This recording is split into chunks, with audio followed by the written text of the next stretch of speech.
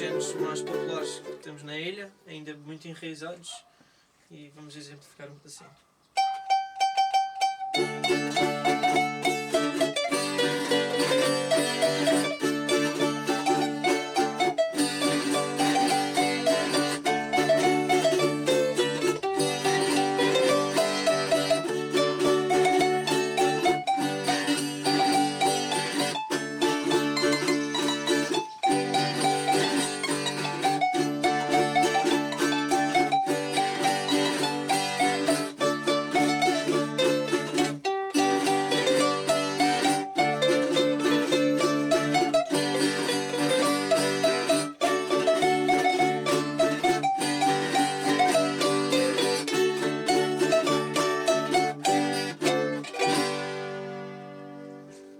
Vou tocar agora o charamba, é um dos géneros também que temos cá na Madeira, tocado mais pela viola drum.